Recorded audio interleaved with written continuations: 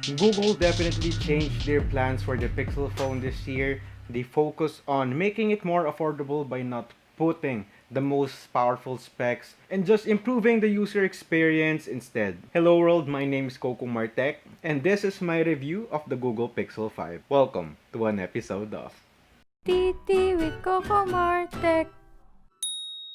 Before we dive into the specs of the phone, let's do a quick unboxing. In front of the box, we have the photo of your Pixel 5 with the color of your choice, either sort of sage, which looks like a mint green color, or just black like mine. You also have the hashtag Team Pixel and the 5G logo in front, which is really not yet a big deal here in the Philippines since telcos here are such, never mind.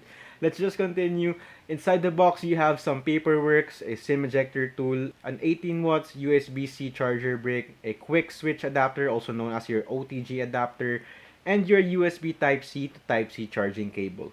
The Pixel 5, same with the Pixel 4, does not have the Google earbuds included. The Google Pixel 5 has an interesting build quality. Its back is not made of glass and it's not made of plastic, but it's recycled aluminum. While the phone is made of aluminum, it still has wireless charging, which is interesting since most of the phones right now with wireless charging capabilities are made of glass. Since the phone is just $699, it falls on the upper mid-range smartphone competition, and I'm glad that it's cheaper now, although buying this from the Philippines would be hard as shipping is costly. So if you want to buy a Pixel 5 or a Pixel phone in general, you have to ask a relative from other countries to buy one for you. So thank you for my relatives for making this happen, especially Tita Nanet and Ate Bachoy. The Google Pixel 5 has dimensions of 144.7 by 70.4 by 8 millimeters. It's light as a feather, weighing at just 151 grams. The glass in front is Corning Gorilla Glass 6, which is amazingly durable. The phone is also IP68 water dust resistant, meaning you can submerge the phone 1.5 meters deep up to 30 minutes. What I like about the Pixel 5 is how small and compact it is compared to the usual massive phones right now. It's fresh to the eyes, but it took me time to get used to it, especially when playing games. But really, I like this small form factor. I now realize why people like the iPhone 12 mini so much, because you can easily hold the phone with one hand. If you like smaller phones, you'll definitely love holding the Google Pixel 5. Just a comparison, here is the Pixel 5 compared to the size of an iPhone 11.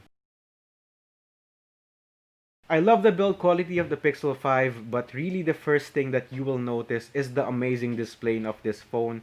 6-inch 90Hz HDR10 Plus OLED screen with 85.9 screen to body ratio with 1080 by 2340 pixels, having a 19.5 by 9 aspect ratio and a pixel density of 432 pixels per inch. You also have the punch hole selfie camera at the upper left portion of the display with really small bezels at the side, so media content is very immersive. Combined with the smooth 90Hz screen, scrolling through the home screen, changing apps, and even doing basic swiping is a really good experience. This is one of the best screens I've seen from a phone so small, so good job, Google. At the top, you have a microphone. On the left side is a SIM card tray for one physical nano SIM card, but you can also connect another SIM via eSIM for dual SIM connectivity. At the right, you have the power button, and below it is the volume rocker. Since most Android phones' power button is located below the volume rocker, you will take time to adjust to this. Well, for me, I did. At the bottom, you have the USB Type-C port. These are not two speakers, but the left is actually a microphone and the right one is the one of the two loudspeakers of the phone. At the back, we have dual lens camera layout, which we will discuss in a while. There's also a tiny microphone hole in that black square. You have the ever reliable and fast rear mounted fingerprint scanner and the G logo at the bottom. Overall, the design is nice. You have rounded corners and the phone is easy to grip, and of course, you have that form factor, very compact, which I personally like. Because of the trending high refresh rates, phones take hits to their battery performance. The Pixel 5 has a relatively small 4080 mAh of battery, but that's actually larger compared to the previous Pixel phones. The Pixel 4 has 2800 mAh, while the Pixel 4 XL only has 3700 mAh. While you might think that the Pixel 5 has a bad battery because of that 90Hz refresh rate, The battery performance is actually good. Better than the 4 and better than the 4 XL. I'm really happy that the Pixel 5 has a great battery life once again. I'm used to change phones a lot because I have to review them and all, but my daily driver for the longest time, almost 2 years, is the Google 3XL. I absolutely love that phone. I was devastated when it won't power on anymore, and since there's no service center here in the Philippines for Pixel phones, I have to rely on third-party phone repair people, which is also hard to find since around 95% of the population is not familiar or have not even heard of a Pixel phone. So I'm really hoping that my Pixel 5 will last me at least 2 years. Anyway, charging speed is also relatively fast for the Pixel 5. 30 minutes of charging will give you around 40%. Charging from 0 to 100% will give you around an hour and a half. Pixel 5 also supports Qi wireless charging up to 12 watts and also the reverse wireless charging up to 5 watts. I don't really use the reverse wireless charging, but I'm sure it would be helpful and handy for some people during emergencies. The two main selling points of Pixel phones are the cameras and the software. Pixel 5 comes with Android 11 right out of the box, and of course you'll be the first one to receive the updates for Android, and you'll have at least 3 years of major updates. For the Pixel 5, you have your plain, fast, and straightforward vanilla Android experience. You have your Google feed on the leftmost page for the latest news. You have your multitasking view, which has the quick screenshot button and the copying of text from web pages, which are extremely helpful. Notifications are also updated. I also like the built-in recorder app for the Pixel since it can transcribe what you say in the app, which is cool and very handy for a lot of people.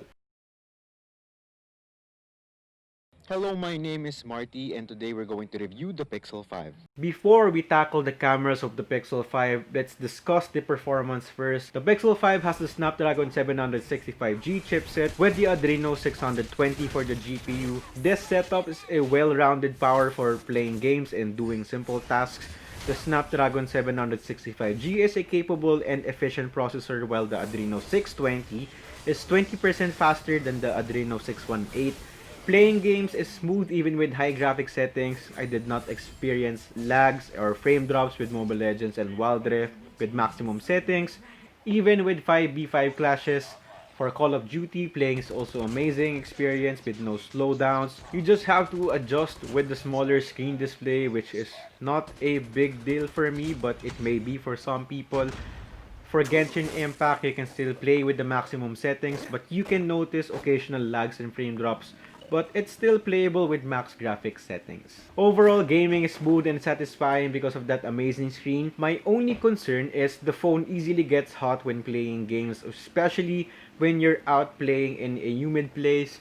But once you play in a room where an air conditioner is on, heating of the phone is very minimal. The Pixel 5 also has 8GB of RAM and 128GB of UFS 2.1 internal storage. You won't be able to expand the memory via microSD card, but since you can back up your photos and videos with unlimited storage for high quality photos and videos with Google Photos, 128GB is more than enough for me. The speakers are also good and loud. I just wish that they're front-facing speakers like the Pixel 3 XL since it feels more immersive that way, but I'm not complaining. The sound quality is still great since one of the speakers is actually a front-facing one since it's located at the top bezel.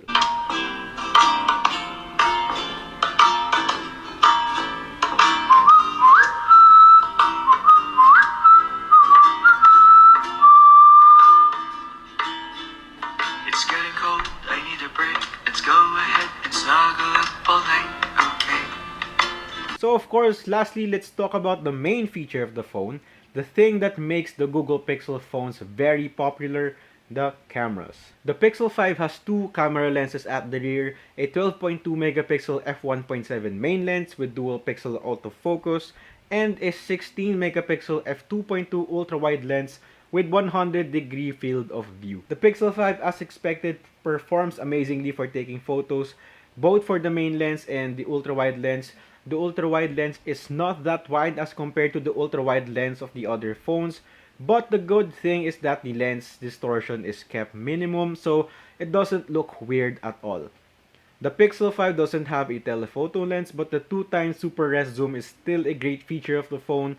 It won't be as detailed and clear with the physical telephoto lens, but Google did pretty well with that digital zoom. Overall, the photos taken by the Google Pixel 5 are super amazing. They're clear, contrasty, amazing skin tones, amazing dynamic range, amazing low light for the night sight, wherein you can also use the night sight for the ultra-wide lens. You won't really disappoint with the rear cameras of the Pixel 5. As for the selfie camera, it's an 8 megapixel punch hole design. 8 megapixel is a little low. I know that Pixel has this amazing, mind-blowing computational photography and all, but the selfie camera still takes amazing photos. I just wish that they made it a little higher, at least maybe 12 megapixels. Still, sharpness, contrast, skin tone, color balance, and details, they're still great with the selfie camera of the Pixel 5, as well as taking portrait selfies. Taking videos for the Pixel 5 is improved overall in overall sharpness, low light performance, and the overall video quality is just improved. The 4K video looks great. You can also take 4K videos with the ultra-wide lens, which is great. Although low light can still give you grains, it's still improved with low light noises as compared to the previous Pixel phones. Anyway, here are sample videos with the Google Pixel 5. This is a selfie video test for the Pixel 5 and it can take up to 4K 30 frames per second, so you can comment down below about the video quality of the Pixel 5 and also the audio quality coming from this built-in microphone. So comment down below. This is a video test for the rear lenses of the Pixel 5.